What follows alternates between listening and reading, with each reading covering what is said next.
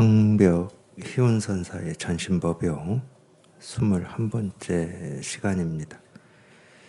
범부는 경계를 취하고 도인은 마음을 취하지만 마음과 경계를 모두 잊어야 참된 법이다. 경계를 잊기는 쉬우나 마음을 잊기는 매우 어렵다. 이 범부는 경계를 취하고 도인은 마음을 취한다. 좀 그런 면이 있죠. 우리가 이 세간의 삶이라고 하는 거는 뭐 그게 돈이든 명예든 권력이든 밖에 있는 거를 이렇게 취해서 자기를 이렇게 더 나은 사람이라든지 강한 사람이라든지 뭐 그렇게 만들어 나가고 싶어 하는 거잖아요. 근데 이제 도인은 이 마음 공부의 뜻이 있고 이 원이 있는 사람은 이 밖에 있는 그런 것보다도 어떤 이 마음에 통하고자 하죠. 이 깨달음에 통하고자 하고 도에 통하고자 하죠. 그런 면이 있습니다. 당연히 이제 세간의 삶은 하여튼 이 부족과 이 불만족이라고 하는 이런 것들을 이렇게 밖에서 가져오려고 그래요. 그러니까 어찌 보면 이제 저도 그런 느낌이 들던데 우리가 이 마음의 갈증을 이렇게 느끼는 거는 이 사람이라면 누구나 그런 것 같아요. 근데 이 갈증을 어떤 걸 통해서 해결하려고 그러는 거죠. 어떤 걸 통해서 해결하려고 그럴 때는 밖에 있는 걸 통해서 해결하려고 합니다. 또는 어떤 뭐 정신적인 걸 통해서 해결하려고 하든지 그러니까 뭔가에 의지해서 자기의 어떤 부족이라든지 결핍이라든지 불만족이라고 하는 것을 채우고자 하는 게 이제 저는 세간의 삶인 것 같은데 갈증은 누구나 다 있다는 거죠. 근데 이 갈증을 다른 어떤 거에 의지해서 어떤 대상에 의지해서 채우려고 하는 게 세간의 삶이고 이 마음 공부라고 하는 것은 이 부족이다 불만족이다라고 이렇게 느끼는 이거를 그냥 근본적으로 그냥 없애버리는 거죠.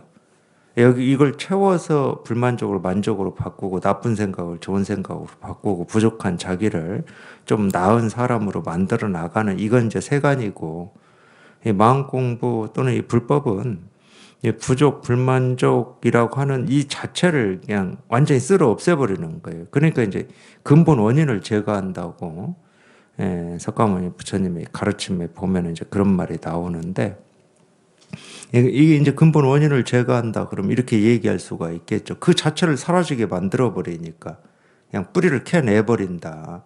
그냥 부족이니 불만족이니 하는 그런 그게 뭐 생각이든 느낌이든 감정이든 실체가 있든 없든 그런 건 따지지 않고 그냥 뿌리채 뽑아서 내버리기 때문에 부족이 없으면 부족을 채울 뭐 이것도 없는 거고 불만족이 없으면 만족도 없는 거죠. 그러니까 이제 근본 원인을 제거해 버리는 거죠. 그 얘기가 뒤에 나오는 겁니다. 마음과 경계를 모두 잊어야 참된 법이다. 그러니까 그걸 밖에서 찾으려고도 하지 말고 자기 마음의 양식을 채워서 부족과 결핍을 없애려고 할 필요도 없고 그러니까 부족하다라고 하는 마음 불만족스럽다라고 하는 그런 마음 또는 이 마음을 이걸 통해서 채워야 되겠다라고 하는 뭐 그런 생각 그게 다 사라져 버려야 되는 거죠. 그게 이제 참된 깨달음이죠. 그러니까 이 마음과 경계 뭐 마음이라고 할 것도 없고 경계라고 할 것도 없고 우리가 뭐 이 나라고 하는 것을 이렇게 인정을 해 보면 이 내 밖에 있는 걸 다 경계라고 그러죠. 객관이라고 그럽니다. 나라고 하는 어떤 생각, 느낌, 감정을 주관이라고 하고 그러는데 실제로는 뭐 아까도 제가 말씀드렸지만 내 생각, 느낌, 감정이나 뭐 해가 뜨고 지는 일이나 바람이 부는 거나 물이 흐르는 거나 봄, 여름, 가을, 겨울이 생기고 사라지는 거나 사실은 아무런 차이가 없거든. 차이가 없어요. 그냥 다 그냥 이 일일 뿐이야. 그러니까 마음이라는 생각도 없고 경계라는 생각도 없죠. 저건 경계고 이건 내 마음이야. 이런 게 없어요. 그냥 똑같은 거예요. 똑같은 거. 물론 이제 모습으로는 우리 생각, 느낀 감정하고 물이 흐르고 바람이 불고 계절이 바뀌고 해가 뜨고 지는 거 모습으로는 다 다르죠. 모습으로나 소리로는 다 다릅니다. 세상 어떤 것도 다 달라요.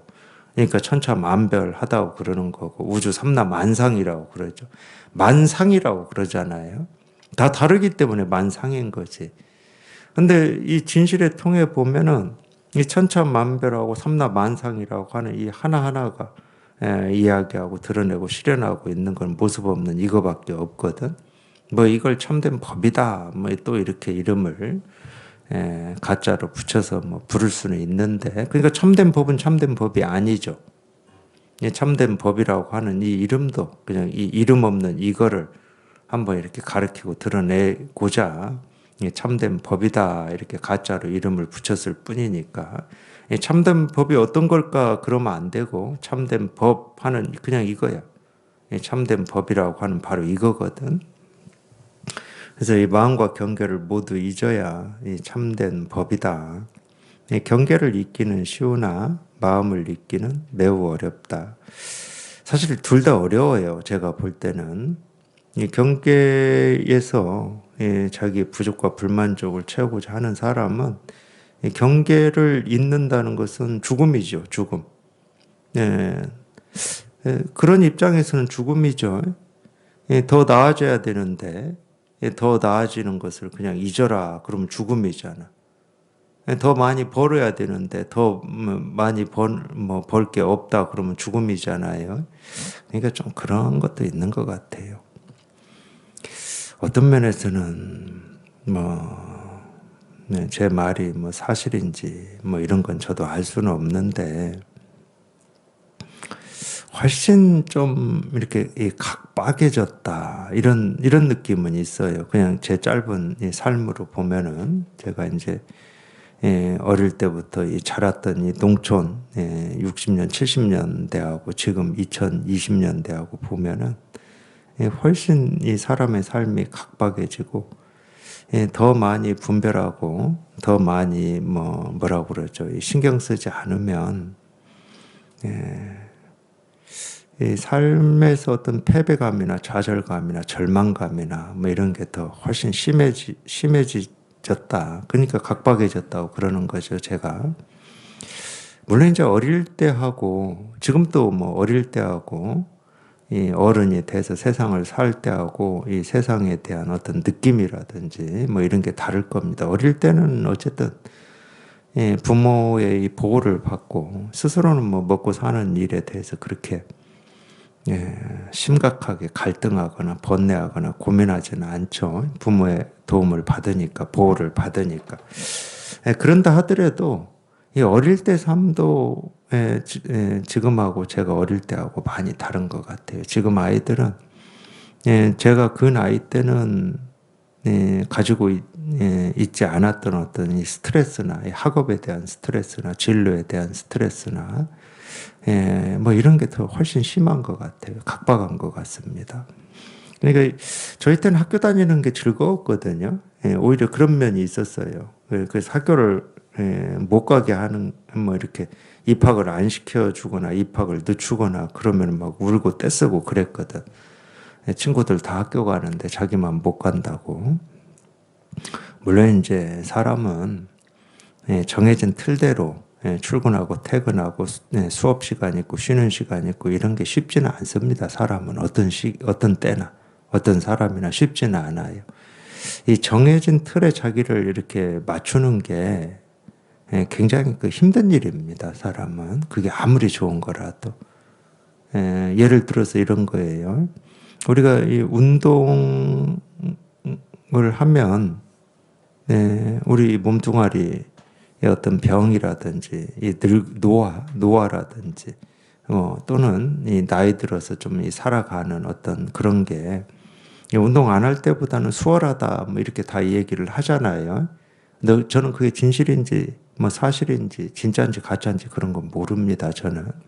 그래도 경험적으로 운동하는 게 운동 안 하는 사람보다 이렇게 노화는 모르겠고 나이 들어서 어떤 이렇게 살아가는데 좀 더 수월한 면은 분명히 있을 거잖아요. 우리 그거 다 알아요. 그리고 그 아는 게 어떤 거냐면은 자기가 그렇게 이 세상 그 어떤 것보다도 중하고 귀하게 여기는 이 몸뚱아리거든. 그런다고 우리가 정해진 시간에 맞춰서 운동을 꾸준히 일정하게 항상 늘 할 수 있느냐? 잘 안 되잖아. 세상에서 가장 귀하다고 하는 이 몸뚱아리에 그렇게 이익되는 일도 이게 틀을 정해놓고 하라고 그러면 힘들어합니다. 스트레스 받아요. 사람은 그런 것 같습니다. 제 느낌으로는 그래요. 제 경험으로 볼 때는.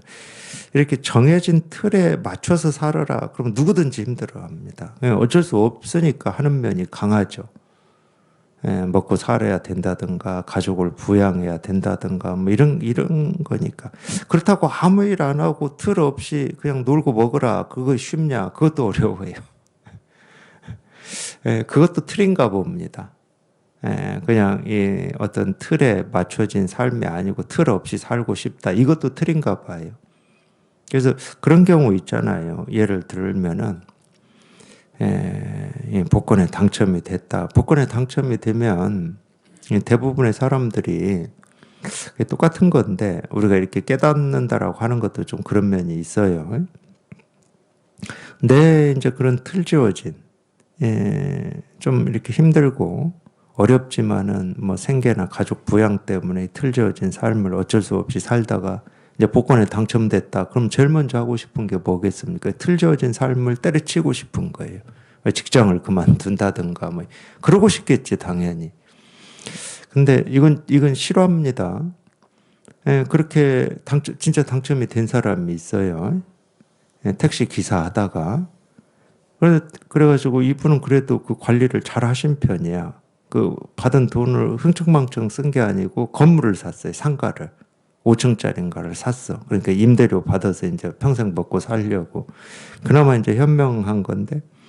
그래 이제 그 직장 딱 때려치고 1년을 그냥 이제 일 안 하고 거기서 나오는 돈으로만 이렇게 살아야 되겠다고 1년을 그냥 그렇게 살았어요. 이렇게 막 그냥 자기 하고 평소에 하고 싶은 대로 살았어요. 1년 딱 일 없이 살아보니까 일 없는 게 힘든 거예요. 이제 지루하고 따분하고 특별히 할 일도 없고 이래도 힘들고 저래도 힘드네.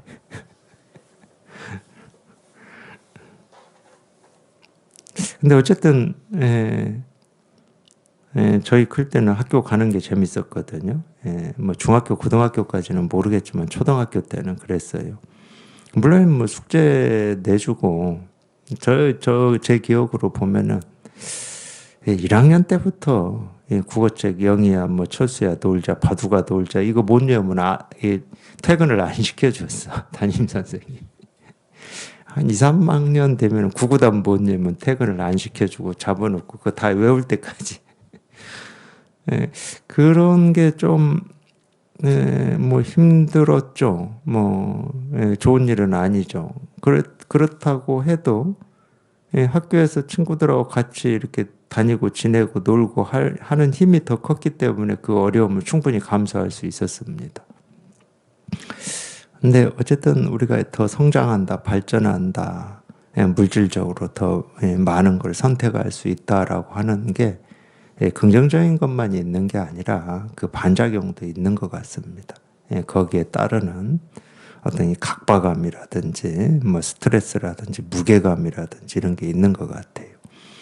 그래서 또 훨씬 더 빠르게 이 인생에 대해서 이 좌절이라든지 절망이라든지 이런 걸 많이 느끼는 것 같아요. 제가 볼 때는. 그러니까 이제 그러다 보면 당연히 어떤 이 정신적인 병 뭐 이런 게 더 많아질 수밖에 없죠. 물론 이제 개인의 문제가 뭐 이만큼 다 아니다라고 할 수는 없지만은 뭐 개인의 문제이다 그러면 개인의 문제일 수도 있죠. 근데 참 지금 이런 어떤 이 세상에서 우리 하나하나가 이렇게 살아나간다라고 하는 것은 제가 볼 때는 굉장히 어려운 일이다. 제가 볼 때는 그래요. 굉장히 어려운 일이에요. 하여튼 그런 느낌이 저는 들더라고요. 학교 다니는 아이들 보면서도 좀 그런 느낌이 들고, 어른들 보면서도 그런 느낌이 들고, 뭐 제가 뭐 인류의 미래를 뭐 특별히 뭐 심각하게 진지하게 고민하는 사람은 아니지만은 갈수록 어떤 이 마음의 병이 더 크게 들 수밖에 없다. 왜 그러냐면 우리는 바꾸고 싶은 생각이 없어요. 더 성장하고 싶고, 더 누리고 싶고, 더 많이 가지고 싶고 이러거든요. 그러면 그럴수록 더 각박해질 거고, 더 삶의 무게나 절망, 좌절을 느낄 거고. 그런 요구가 그런 뭐 어떤 이 젊은 세대들의 요구나 이런 게 다 정당하다고 할 수는 없어요. 다 정당하다고 할 수는 없는데 그거는 이제 어떤 가치를 가지고 봤을 때 뭐 정당하냐 아니냐 뭐 이렇게 따질 수 있는 건데 분명히 이렇게 삶의 무게를 느끼고 있는 거는 뭐 그게 어떤 이유에서든지 훨씬 센 것 같아요. 젊은 사람이든 뭐 나이 든 사람이든 훨씬 센 것 같아. 그럼 그럴수록 마음의 병은 더 세질 수밖에 없고 심각해질 수밖에 없는 거죠. 그래서 경계를 잇기도 저는 쉽지 않을 것 같아요. 이 경계를 잃는다 하는 게 어떤 삶의 절망, 좌절, 살아야 될 이유가 사라지는 뭐 이런 것 같아요. 근데 뭐 여기에서는 이제 경계를 잇기는 쉬우나 마음을 잇기는 어렵다. 뭐 이렇게 비교해서 얘기를 해놨는데 이 마음을 잊는다라고 하는 건 뭐냐면은 사실 간단한 겁니다. 어떤 삶의 의미나 가치, 이래야 되나 저래야 되나 하는 뭐 이런 거 있잖아요. 보통 이제 우리가 마음 공부한다 그러면은 세간에 익숙해진 사람들이 하는 얘기 있잖아요. 그럼 무슨 재미로 사냐 뭐 이런 거 있잖아요. 무슨 재미로 사냐 뭐 이런 그 또 하나는 어떤 성장이라든지 발전이라든지 뭐 이런 거에 대해서 관심을 안 두니까 아니 예를 들어서 우리가 깨달은 사람이다. 석가모니 부처님이나 또는 뭐 인도의 뭐 성자라고 하는 마하라지 마하라시나 동서양의 깨달은 사람이 이 사회의 성장, 발전, 과학 기술의 진보 뭐 이런 거에 관심 가진 거 본 적이 있습니까? 그러니까 충분히 이 불교나 이 마음 공부에 대해서 그 입장에 있는 분들이 그렇게 바라볼 수 있잖아요. 이 사회의 성장이라든지 발전이라든지 이런 거에 대해서는 거의 말 안 해요.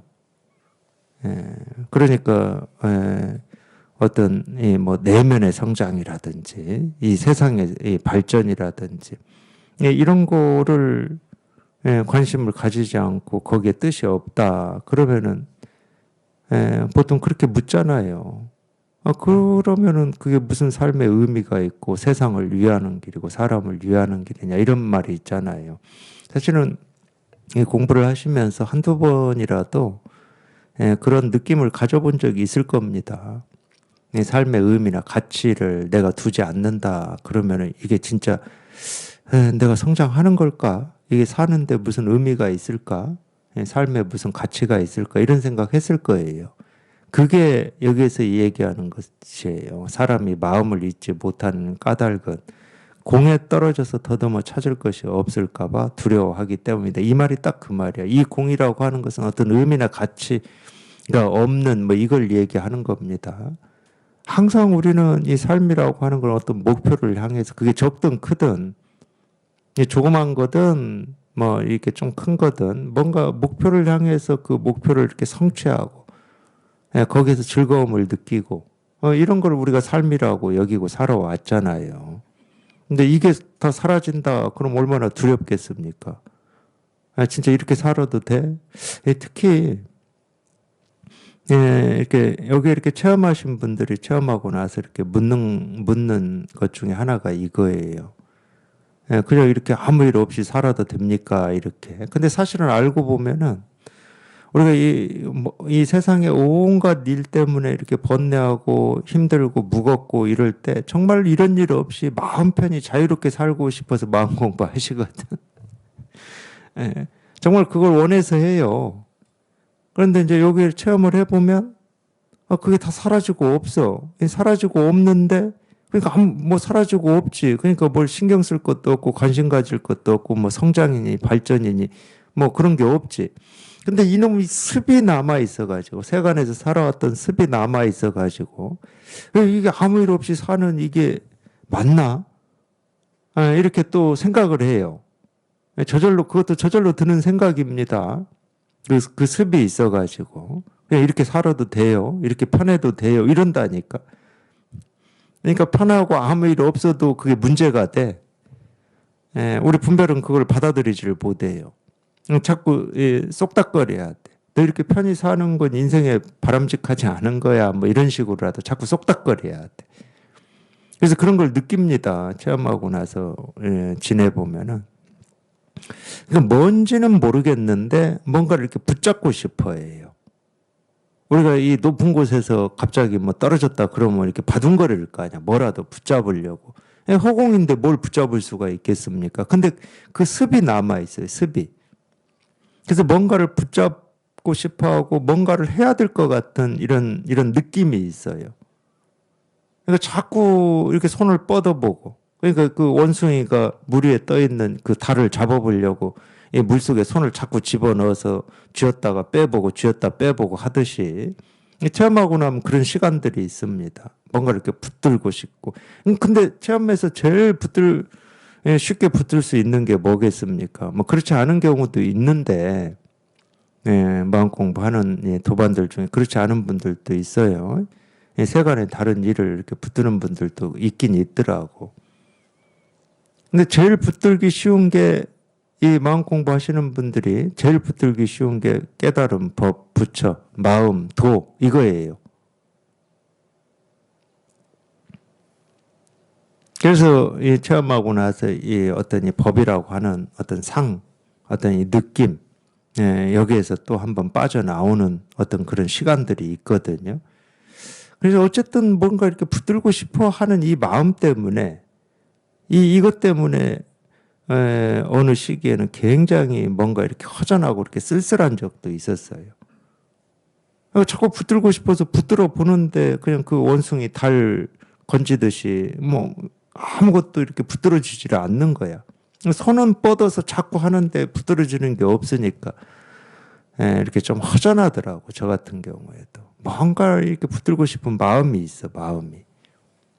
그게 습이죠. 그때는 근데 그게 뭐 습이다 뭐다 이런 생각을 못 해요. 그냥 그거를 그렇게 겪을 뿐이야. 쓸쓸하고 허전하니까 또 뭔가 이렇게 집중하고 싶고 뭘 더 해야 될 것 같고. 그래서 체험하고 막 또 뭐 더 막 책을 읽거나 경전을 읽거나 선어록을 읽거나 이런 것도 그런 부분이 있을 겁니다. 그나마 법이라도 붙들고 공부라도 붙들어야 조금 뭐라고 해야 됩니까? 이게 붙들고자 하는 이 마음이 좀 안정이 되니까 자꾸 붙들려고 하는데 하여튼 지나고 나서 보니까 그것도 그냥 겪을 수밖에 없습니다. 그냥 온전히 겪어야 돼요. 그러니까 좀 이런 면이 있어요. 오히려 아직 뭐 여기 이렇게 통하지 않아서 이렇게 답답하고 힘든 도반들도 분명히 있는데 오히려 체험하고 난 뒤에 공부가 사실은 이 피투성이 공부예요. 제가 볼 때는. 정말 온몸으로 겪을 수밖에 없습니다. 그냥 가시밭에 그냥 가시에 찔려가고 막 피 흐르면서 어쩔 수 없어요. 다른 길이 없어. 다른 방법이 없어. 그냥 겪을 수밖에 없는 거예요. 그러면서 우리가 이렇게 습이 돼 있고 가지고 있고 훈련되어 있던 어떤 그런 흔적 자취, 이 분별 망상의 이 흔적 자취를 이렇게 빼내는 시간이라고 해야 되나? 그래서 체험한 뒤에 공부가 수월할 거다 또는 뭐 아무 일 없을 거다 이건 다 그냥 쓸데없는 생각일 뿐이에요. 여전히 우리가 분별 망상하더니 이 관성이라고 하는 힘이 강력하게 남아 있기 때문에 이게 이 항복되고 조복되는 이 시간은 처절할 수도 있는 겁니다. 실제로 그러기도 하고.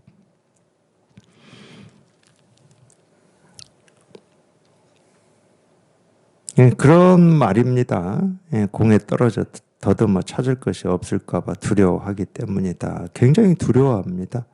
어떤 삶의 이 목표가 없는 거에 대해서 굉장히 두려워해요. 또 이제 우리가 이런 걸 어디에서 조금 더 확인할 수 있냐면은 그런 시간이 이미 다 지나신 분들도 있고 지금 겪는 분들도 있는데 이 자기 자녀들 뭐 예를 들어서 뭐 지금 20대 초반 중반이다 그러면 이 아이들이 어떤 삶의 목표를 가지고 지금 열심히 뭔가를 이렇게 해야 되는데 거기에 이렇게 내 기준에 이렇게 미흡할 때 가지는 어떤 불만족이나 불만이 있잖아요. 왜 삶의 목표가 없지라든가, 예, 목표를 세워서 저렇게 열심히 하지 않지. 뭐, 그거는 다 이 자기 기준이거든. 목표가 있다는 게 나쁘다는 얘기는 절대 아닙니다. 또 어떤 목표를 향해서 열심히 예, 노력을 하고, 자기를 이렇게 투자하는 게 나쁘다는 얘기는 아니야. 근데 그건 그 사람의 삶이지, 그 사람의 삶이지. 내 기준에 이 사람이 맞아야 될 이유는 없잖아. 내가 이 사람 삶의 목표를 가져야 될 이유는 없잖아요. 하여튼 제가 지금까지 봤을 때 부모는 이제 자기 삶의 목표라고 하는 게 뭐 어떤 때는 자식의 삶의 투영이 돼버렸죠. 예. 제가 볼 때는 좀 그런 면이 있어요. 예, 자식의 삶에 이렇게 투영이 돼버렸어. 여기에서 저는 많이 확인이 되더라고. 예, 도반들 이렇게 만나면서 보면은 이 이야기 공에 떨어져서 찾을 것이 없을까봐 이렇게 두려워한다. 이게 내 자식이 삶의 어떤 목표나 이런 게 없거나 목표를 이루기 위해서 애쓰고 노력하지 않는 이런 거를 굉장히 두려워해요. 두려워하니까 힘들어하는 거지. 그런 거하고 똑같은 겁니다. 네, 그런 얘기예요. 마음을 잊지 못한다. 그러니까 어떤 삶의 기대나 원이나 바램이나 의미나 가치나 뭐 이런 게 없으면 살아야 될 이유도 없는 것 같고 뭐 이런 거 있잖아요. 사실 그것 때문에 우리가 우울증이라든지 스스로 이렇게 목숨을 끊는다든지 이런 일이 있는 겁니다. 어떤 그런 목표나 어떤 가치나 의미가 무너졌다고 생각하기 때문에 그러는 거거든. 근데 처음부터 그게 없으면은 절망하고 좌절할 일이 뭐가 있겠습니까?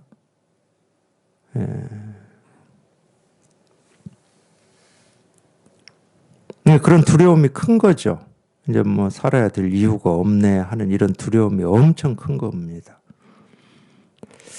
이들은 공에는 본래 공이라 할 것이 없고 하나뿐인 참된 법계임을 알지 못한다. 사실 그렇죠. 이 공에는 본래 공이라고 할 게 없다. 이 얘기는 본래 그런 가치나 의미가 없는 게 진실이다 이 말이에요. 그 없는 게 그 진실이다. 그게 실상이고 그게 우리 본래 마음이다.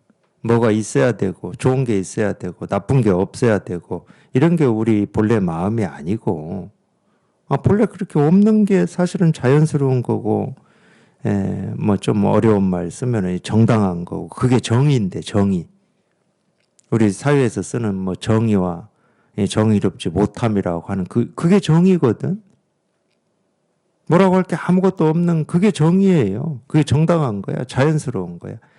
근데 하도 우리가 분별망상에 익숙해져 가지고 그게 없는 게 문제라고 이렇게 착각을 하고 살아온 세월이 길기 때문에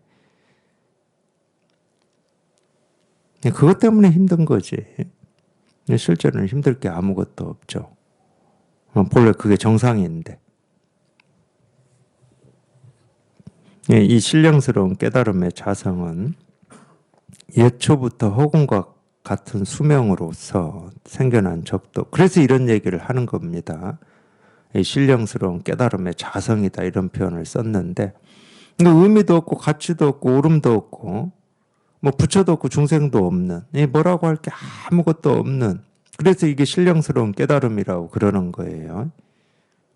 뭐라고 할 게 아무것도 없는 이것은 그냥 원래부터 그냥 허공과 같다. 허공과 같은 수명으로 뭐 이렇게 표현했는데 본래부터 허공과 같았다.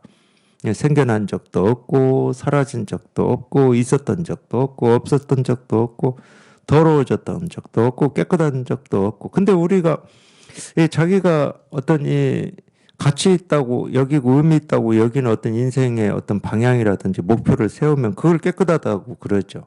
근데 이 방향대로 안 가면은 더럽다고 하는 거지.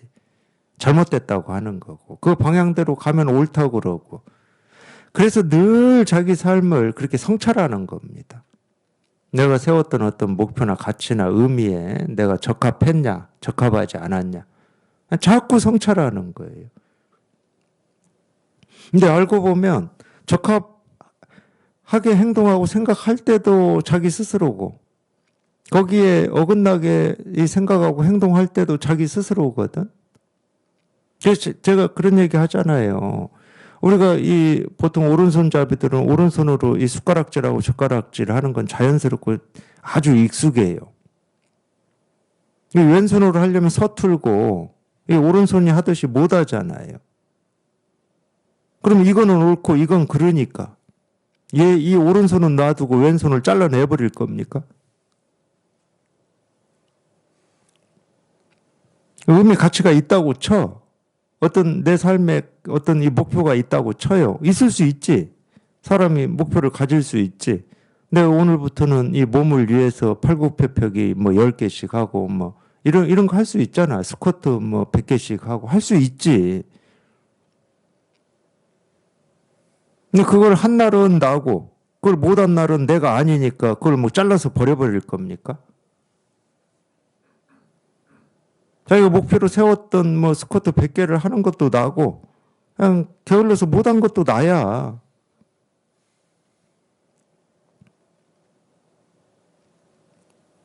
그래서 제가 그런 말 하잖아요. 참 사람이 잔인하다고. 다른 사람을 막 해치고 뭐 어찌고 해서 잔인한 게 아니고 자기를 재단하고 평가하는데 너무 잔인해요. 너그럽지를 못해. 자기 스스로가 너그럽지를 못하는데 남한테 어떻게 너그러움이 나올 수가 있겠습니까? 남을 대할 때. 저는 사실 이 말 하나 이해하는데 제가 이해라고 표현을 할게요. 참 오래 걸렸어요. 무슨 얘기였냐면 저도 뭐 이 20대부터 어떤 이런 이 영적인 삶이라든지 뭐 이런 거에 관심이 있었으니까 저는 그때는 불교에는 관심이 없었습니다. 그러니까 제가 20대 한 거는 뭐 기 이런 거였어요. 기. 호흡하고 명상하고 막 이런 거 했었거든요. 그래서 이제 그런 분들의 이렇게 책을 읽어보면 머리글에 제 기억나요. 머리글에 굉장히 뭐 이 책을 자기 부모한테 바친다. 뭐 오늘날 내가 있게 해준 이 부모의 은혜고 뭐 이런 얘기가 나와요. 근데 그냥 솔직히 거의 늘 솔직했으니까 뭐 이런 말 필요 없겠지만 저는 그때 그런 책을 읽으면 부모한테 바친다. 이 부모의 은혜로 지금 이랬다라고 하는 걸 저는 이해를 못 했거든. 이해가 안 돼요. 아니, 그것보다도 그냥 그때 생각은 내가 열심히 공부하고 애쓰고 노력해가지고 뭐 예를 들어 책을 쓰고 성과를 이루고 뭐 이러는 거지. 이게 부모 때문이다. 부모한테 바친다. 바쳐봐야 뭐 우리 부모님 제가 무슨 얘기 하는지 뭐 알지도 못하는데 그거 읽어봐야 그 뭔 상관이 있겠습니까? 저희 부모님은 두 분 다 농사꾼이셨는데 뭐 이 벼 심을 때 수확할 때 뭐 벌레 생기면 뭐 농약하고 비료 주고 뭐 그거에 대해서는 전문가지만 뭐 그런 이런 얘기 있죠. 이런 얘기 경계는 읽기 쉬우나 마음은 읽기 어려워. 이런 얘기 하면 제 부모님이 읽어서 이거 뭔지 알겠어요. 근데 그런 말을 써놨더라고요. 그래서 저는 굉장히 그런 말이 그래서 제 나름대로 생각이 우리 있잖아요. 우리 유교를 교육받은 사람들 있잖아요. 나라에 충성하고 부모의 효도 알아요. 그러니까 이 몸뚱아리를 부모가 주었으니까 뭐 그런 뭐 그냥 이 애매한 어떤 은혜, 감사, 보답 뭐 이런 얘기를 그냥 형식적으로 써놨나 보다 그랬거든요. 근데 또 동양 사람도 아니야 보면은 서양 사람이었는데 그래서 그런 걸 사실은 이해를 못했습니다. 그리고 또 하나는 자기를 진정으로 사랑할 줄 알아야 남을 사랑할 줄 안다 이런 얘기를 이해를 못했어요. 저는 다른 입장이었거든요. 저를 희생하는 한이 있어도 남한테 도움이 되는 삶을 살아야 된다 이런 입장이었거든. 그러니까 나를 돌보고 나를 생각하고 이거는 좀 이기적이었어요. 내가 잘 되고, 아니, 제 생각에는 그랬습니다. 제가 20대 때 뭐 이런 때. 그래서 나를 돌보는 삶, 나를 위하는 삶은 좀 이기적인 삶이고, 다른 사람한테 도움이 되고 이익이 되는 삶을 사는 게 제 삶의 가치다. 저는 하여튼 그런 생각에 좀 오랫동안 매여 있었습니다. 그래서 나를 사랑한다? 도대체 나를 사랑한다는 게 뭔지 저는 개념이 없었어요. 근데 이제 그 뒤에 말이 있잖아. 자기를 진실로 사랑하지 못하는 사람은 남을 사랑할 수 없다고 하니까 나는 남을 위해서 내 삶을 희생한다고 뭐 그런 느낌으로 그게 내 삶의 가치다 여기고 살았는데 그럼 내가 가짠가? 나를 사랑하는 법이 뭔지를 모르는데 뭐 사실 전혀 몰랐어요 저는 그 책을 읽으면서 도대체 어떤 게 나를 사랑하는 거야? 그 둘이 의문이었다니까 두 가지가. 그래서 이것도 그냥 어떤 격언처럼 좋은 말인가 보다 하고 넘어갔다니까요. 이해가 안 되는데 어떻게 이해가. 근데 제가 불교 공부하고 그 말이 무슨 말인지 이렇게 다가오더라고요. 물론 제가 다가온 그 뜻이 그 사람이 얘기한 뜻인지 아닌지는 저는 모릅니다. 근데 비로소 다가왔다는 거예요. 그게 무슨 말인지. 예를 들면 이런 겁니다. 우리 선문공안에 나오는데 석가모니 부처님 이 세종과 관련된 이 선문공안에 나오는 내용 중에 어떤 내용이 있냐면은 하루는 이 석가모니 부처님과 이 석가모니 부처님의 가르침을 받고자 하는 이 여러 사람들이 대중들이 이렇게 모여 있었어요. 모여 있었는데 그 중에 이 몇몇 이 스님들이 몇몇 분들이 이 숙명통에 통달을 한 거야. 숙명통이면은 이 전생을 보는 능력입니다. 전생을 보는 눈이에요. 숙명통이 그런 뜻이에요. 근데 이 숙명통에 통달을 해가지고 자기들 전생을 봤더니 전생에 자기들이 부모를 죽인 거예요. 부모를 죽인 이 업을 지었단 말이에요. 전생에 그러니까 이 생에 아무리 공부를 한다고 해도 깨달을 수가 있겠습니까? 이 부모를 죽인 업은 불교에서 치면은 이 오계를 어긴 겁니다. 이거는 오계를 어긴 사람은 그냥 불교 교리로만 보면은 공부해서 못 깨달아요. 이 천재들이야, 천재들. 이 깨달을 수 없는 사람들. 이 깨달음의 어떤 이 성품, 이 종자가 없는 사람들이에요. 쉽게 얘기하면. 하여튼 교리에 그렇게 만들어 놨어요. 뭐 종자가 진짜 없다, 있다가 아니고. 그러니까 이 사람들이 우리는 뭐 이 생에 공부해서 이 부처님의 가르침을 열심히 공부해서 이 깨달을 수 없는 종자들이구나 이렇게 속으로 생각하고 절망하고 있었던 거예요. 이렇게 다 앉아 있는데. 근데 문신은 뭐 독심술에 통달했나? 그걸 다 읽는 거야 문수가. 그 선문공안의 내용이에요. 이거 문수가 갑자기 칼을 딱 빼들어가지고 그런 쓸데없는 생각하고 있는 그 스님들 목에 갖다 칼을 들이대고 쓸데없는 생각하지 마라 이래야 되는데 그렇게 안 하고 선문공안 내용입니다. 아무것도 안 하고 있는 이 세존 목에다 칼을 딱 들이대버렸어요 문수가. 그 대중들이 다 있는 데서. 그러니까 세존이 거기서 그럴 겁니다. 제가 기억이 확실하지 않으면 찾아보고 이런 얘기를 해야 되는데 문수야 문수야 그냥 그 얘기만 할게요. 분명히 그렇게 얘기했을 거예요. 문수야 문수야 스스로 뭐라고 그러더라 스스로 하여튼 그냥 제 느낌대로 표현하겠습니다. 스스로 자기를 상처내지 마라 뭐 이런 느낌이에요. 칼은 세존한테 들이댔는데 그 칼로 스스로를 찌르지 마라 뭐 이런 느낌으로 말씀을 하십니다. 스스로 상처내지 말고 스스로 피 흘리지 마라 이런 느낌으로. 제가 이 자기를 사랑한다라고 하는 게 지금 딱 이건데 우리는 남을 미워하는 줄 알고 남을 원망한 줄 알고 남한테 화를 낸다고 생각합니다. 남한테 화를 내려면 자기 스스로가 먼저 화에 휩싸여야 돼요. 그게 불이다 그러면 자기 스스로가 불 속에서 먼저 타야 된다니까. 내가 불타지 않고 그 불이 어떻게 밖으로 나올 수 있겠습니까? 그러니까 실제로는 화를 내고 남을 미워하고 남을 원망하고 하는 건 다 자기한테 칼질을 하는 거야.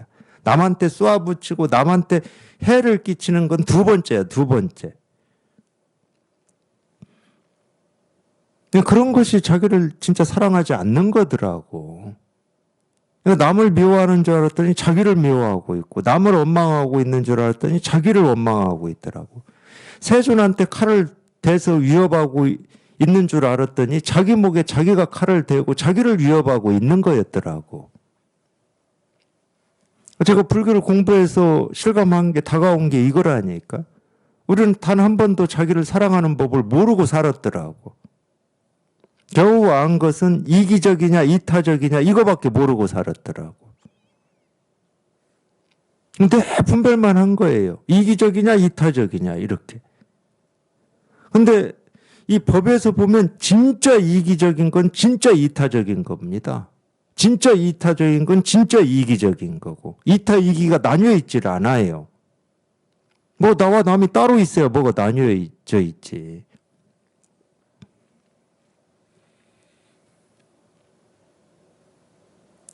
그러니까 우리가 많이 들었던 수신제가 치국평천하도 여태까지 잘못 알고 있었던 거야. 물론 유학에서 그렇게 해석했다 하더라도 그건 유학의 해석이고 우리 삶에서는 잘못 알고 있었던 거예요. 자기를 잘 이렇게 학식, 인격 뭐 이걸 갖춰서 이 힘으로 나중에 이 세상을 어떻게 한다 이렇게 알고 있었거든. 전혀 다른 말입니다. 불법을 공부해 보면 그렇게 이해할 수가 없어요.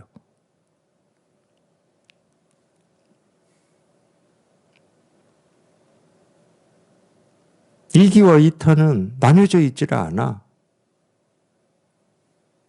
나뉘어져 있다 그러면 뭐가 나뉘어져 있냐면은 분별이냐 분별이 아니냐만 나뉘어져 있어요. 자기 스스로 허망한 생각을 집착해가지고 생각의 길을 따르느냐 그렇지 않느냐 이것만 나눠져 있어. 다른 게 나뉘어져 있는 게 아니야. 그냥 지금 당장 그냥 이 일이냐 아니면은 분별이고 망상이고 생각의 길을 따르느냐 그거밖에 없어요. 딱 그거밖에 없더라고.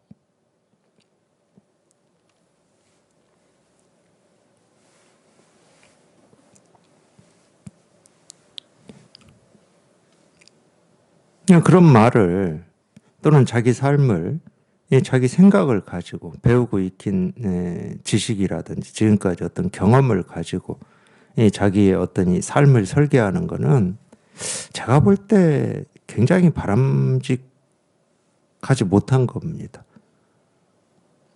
그렇기 때문에 이 삶의 어떤 이 번뇌, 갈등, 힘겨움, 절망, 좌절, 뭐 이런 게 당연히 함께 있는 거거든.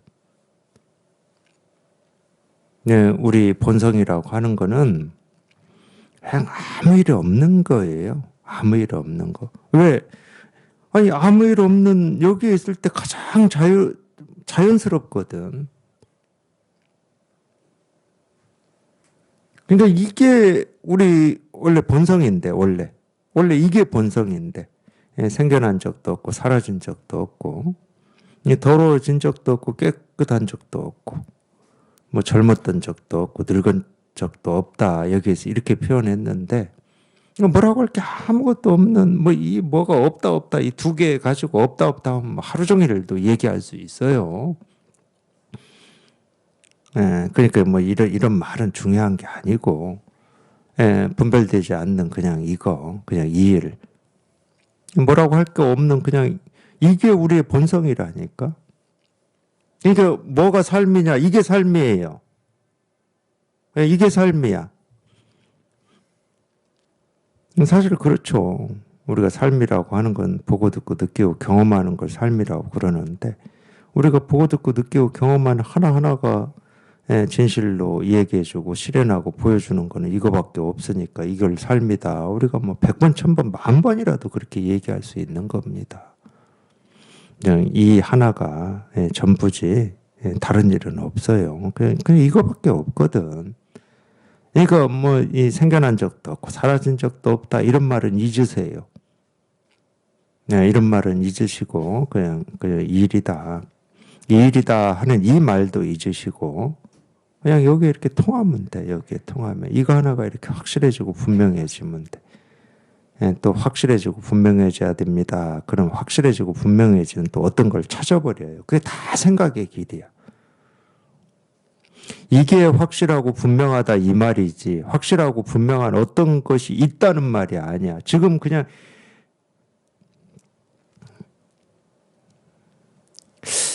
통한 눈으로는 그냥 이렇게 확실하고 분명한데 그냥 이 무정물이라고 하는 무정물은 아무래도 우리가 살아서 움직이는 유정물이기 때문에 우리가 무정물에 대해서는 조금 유정물보다는 쉽게 간과하고 놓치고 갑니다. 그러잖아요. 또 한 가지 있어요. 우리가 이렇게 우리가 뭐라고 부를래요? 사람이라고 부르잖아요. 그러니까 사람에 대해서는 우리가 이렇게 관심이 가고 이렇게 관심이 가기 때문에 실은 내가 싫어하는 모습에 대해서도 예민하고 좋아하는 모습에 대해서 예민한 거예요. 근데 그러니까 거기에 우리가 익숙해져 있거든. 근데 사람이 아닌 유정물이라고 하더라도 저 들판에 뛰어노는 뭐 다람쥐라든지 뭐 이거에 대해서는 또 다르잖아요. 그러니까 무정물에 대해서는 우리가 이 유정물에 대한 관심이나 뭐 이거에 비해서 훨씬 떨어져 보면 제 경험으로 살아보면은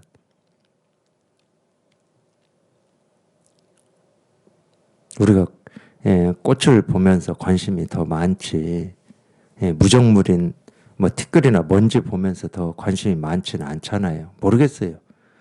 집 안에 살 때는 방 안에 살 때는 그 먼지 머리카락 이름들이 더 잘 보이긴 하지. 그런 특별한 상황 아니고서는 그러니까 우리가 그냥 평소에 그냥 놓치고 가고 그냥 지나쳐 가는 이런 이 무정물 그냥 이 사물의 그냥 깨달은 입장에서는 그냥 무정물인 이 사물에 그냥 쉽게 흔하게 생각을 하지 않고 지나쳐버린 이 사물에 그냥 이렇게 다 분명하거든. 여기에 자기가 그렇게 찾고 구하고 얻고자 했던 그 진실 깨달음 도가 이렇게 다 드러나 있음이 그냥 이렇게 확인이 된다고 해야 되나? 그냥 저절로 그렇게 돼요. 뭐 분명하고 밝아야 될 어떤 깨달음이 있다는 말이 아니야. 그렇다고 뭐 그런 게 없다고 할 수는 없지. 그냥 이렇게 분명하니까. 근데 이제 이런 말을 해놓으면은 제 걱정되는 게 그런 거야. 그리고 이제 도반들이 그런 말씀들을 많이 하시기도 했고, 분명하다고 하는데 어떤 게 분명합니까? 이렇게 얘기들을 하시거든. 뭐 생생하다고 하는데 뭐가 생생합니까? 이렇게 얘기들을 하시는데, 생생한 어떤 게 있다는 말이 아니야. 자기 이 잠자고 있는 이 마음이 깨어나 보면은 이제 처음에는 이제 우리가 이 깨어난다는 걸 여기에 이렇게 딱 통한다고 얘기하지. 여기에 통한다고 해서 이 무정물, 유정물, 이 모습, 소리, 색깔이 에서 우리가 생생하고 분명한 이 법이 확인이 되고 공감이 되고 막 바로 그럴 수 있느냐. 예를 들어서 인제 엄마 뱃속에서 막 태어난 아이가 막 바로 일어나서 두 발로 뛰고 걷고 뭐 손발을 막 움직이고 할 수 있습니까? 눈이 있고 눈을 떠도 뭐 저는 몰라요. 근데 그렇게 얘기해요. 뭐 의사인지 과학자인지. 처음에는 사물을 봐도 이 눈이 초점이 잘 안 맞는다고 그래요. 그 갓난아이는. 근데 보긴 봅니다. 초점이 잘 안 맞았을 뿐이지 보긴 봐요. 그런 것처럼 우리가 처음에 여기에 통하면은 정말로 엄마 뱃속에서 태어난 갓난아이야, 갓난아이. 그래서 제가 이 방편이지만 방편으로 하는 얘기는 어쨌든 제 경험이고 제 느낌이거든. 이런 거를 다 실감하고 다 공감할 수 있느냐? 당연히 다 공감이 안 되고 다 실감이 안 되죠. 그러니까 제가 하는 말을 이해하거나 알거나 절해야 된다거나 제 말에 자기를 맞춰서 어떻게 하려고 하지 마시고 그냥 이거 그냥 이거 다른 건 모르겠고 딱 입장이 딱 태도가 그래요. 다른 건 모르겠고 다른 건 관심 없고 그냥 이 일. 여기에 통하는 거고 그냥 이거야. 그러니까 여기에만 이렇게 관심을 기울이시고 여기에 관심을 기울이고 공부를 통해서 공부를 하시다 보면 그냥 점점 갈수록 힘이 생기고 생생하고 분명해지는 거거든. 저도 체험하고 제 스승님이 이 마음은 살아있는 겁니다. 이렇게 말씀하셨었거든. 근데 도대체 뭐가 살아있다는 거지? 저는 마음이 살아있다, 뭐 이런 말이 안 다가와. 뭐가 살아있다는 거야, 도대체 이게. 근데 항상 그걸 강조하셨어요. 마음은 살아있는 겁니다. 이렇게 생생하다는 말이 살아있다는 말인데, 이렇게 살아있어야 됩니다. 뭐 이렇게 강조하셨어. 근데 안 다가오더라고, 처음에는. 무슨 뭐 마음이 살아있다, 이 말이 다가오는 게 아니고, 그냥 도가 뭡니까? 이겁니다. 그냥 이겁니다. 이거는 다가와. 제가 그거를 말로 표현을 못한다 하더라도. 뭐가 다가온다는 겁니까? 그 말로 표현은 안 돼. 근데 이겁니다 하면 그냥 그거를 뭐 말로 하자 그러면 공감되고 실감되는 게 있거든. 이겁니다. 이거지. 들 앞에 잣나무다. 그래. 이런 게 있었어요. 이때는 마음이 살아있다 이런 말이 안 다가와요. 심지어 이 마음이 꼭 부처다 이 말은 잘 다가와. 여기 이렇게 통하면. 근데 마음도 아니고 부처도 아니다 이러면 잘 안 다가와요. 처음에는. 이렇게 이게 있는데 왜 아니다고 그러지? 이거를 부처라고도 하고 이거를 마음이라고도 하고 이거를 도라고도 하고 이거를 뭐 실상이라고도 하고 깨달음이라고도 하는데 왜 마음도 아니고 부처도 아니다고 그러지? 이랬었거든, 저도. 처음에는. 여기 이렇게 통하고. 그러니까 이 석가모니 부처님의 이 말씀이라든지 조사 선사들의 이 가르침이 여기에 통한다고 다 실감되고 공감되고 그러는 게 아니에요. 절대 그럴 수는 없어요. 그건 불가능한 일이야. 처음에는 제가 지금 체험하고 한 10몇 년 지나 보니까 처음에 체험한다는 것은 정말로 바늘 끝으로 구멍 하나 뚫는 일이야. 겨우 한 줄기 빛이 이렇게 이제 들어와서 이게 빛이구나. 그냥 말로 하면은. 근데 바늘구멍으로 한 줄기 들어온 빛이든 아무 장애물 없이 저 하늘에서 태양빛이 이렇게 그냥 다 비치는 빛이든 빛은 한 줄기만 봐도 빛임을 알지. 한 방울의 물을 본다고 뭐 이게 물인지를 모를 수는 없지.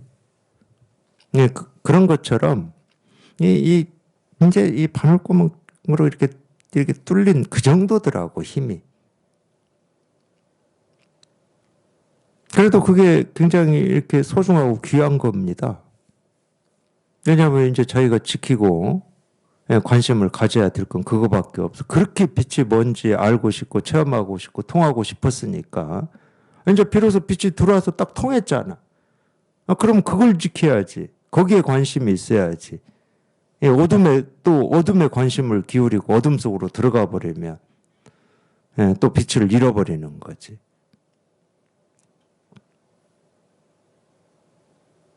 그래서 거기에 관심을 가지고 꾸준히 공부를 해보면 어떻게 되냐면 본래 이 빛을 가리고 있던 장벽, 장애물이 없었던 거예요.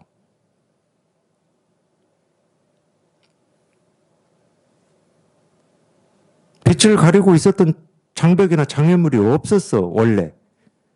근데 자기 스스로 뭔가 그걸 가리고 있는 뭔가가 있다고 이렇게 착각하고 있었던 거예요. 자기가 가리고 있었던 거지, 자기가. 근데 가리고 있는 무슨 커튼이라든지 안막이라든지 이런 건 없어요. 근데 있다고 착각하는 거라니까. 그러니까 자기가 가리고 있다고 제가 말씀은 드리지만은 가릴 만한 장애물이 본래 없어, 자기한테도. 그냥 오로지 가리고 있다고 그 착각을 하고 있어. 그 생각만 하고 있어, 생각만. 그 생각에 지배를 받고 있는 거야.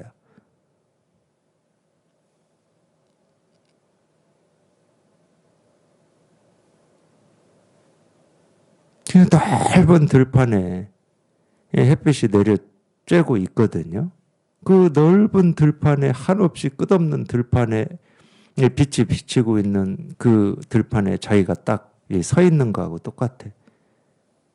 그 넓은 들판이기 때문에 그 햇볕을 가릴 아무런 장애물도 없고 장벽도 없어요. 근데 혼자 그런 생각을 하고 있는 거야. 혼자 이 장벽이 있고 이 암막 커튼처럼 빛을 다 가리고 있고 저 빛이 어떻게 하면 나한테 이렇게 통하고 내 가슴에 다가오나 하고 있는 거야. 한 번도 장애물도 없었고 가려본 적도 없는 빛인데. 근데 처음부터 이렇게 완전하게 실감이 되지는 않아요.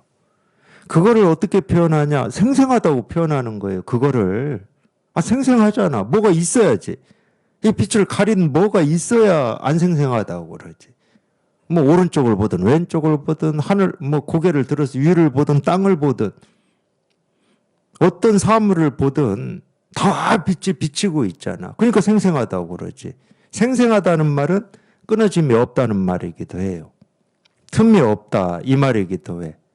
두루하다 이 말이기도 하지만 두루하다는 말은 여기저기 온갖 곳에 이 빛이 비치지 않는 곳이 없다 이 말이거든. 빛으로 가득하다 이 말이에요. 두루하다는 말은. 생생하다. 끊어짐이 없잖아. 무슨 뭐 장애물이 있어야 비치고 안 비치고가 있지. 이런 끊어짐이 없어. 비치고 안 비치고가 있다 그건 분별이잖아. 이게 있고 저기에 있잖아. 그런 게 없어. 그래서 생생하다고 그러는 거거든. 그러니까 이거밖에 없다 이 말이에요. 생생하다는 말은. 환하다는 말도 마찬가지고 그냥 이거밖에 없다 이 말이야. 다른 게 없어 다른 게. 그냥 확 트인 초원이라니까. 한도 끝도 없이 확 트인 초원인데 뭐가 빛을 가릴 수가 있겠습니까? 그 느낌을 그냥 생생하다고 표현하고 환하다고 표현하고 분명하다고 표현하는 거야. 그러니까 이거지. 이거밖에 없다 이 말이지. 표현이야 뭐 그렇게 뭐 생생하다 환하다 분명하다 그러지만 이거밖에 없다 이 말이야. 이거밖에 없으니까 분명한 거지. 이것저것이 있으면 여기 볼 때는 시계가 있고 이쪽 볼 때는 컵이 있고 이럴 거 아니에요. 그럼 생생하지가 않지.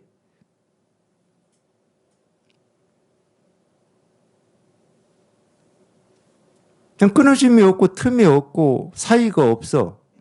그냥 이거밖에 없어. 이거밖에 없으니까 생생하다, 분명하다, 환하다. 그냥 이거밖에 없다니까.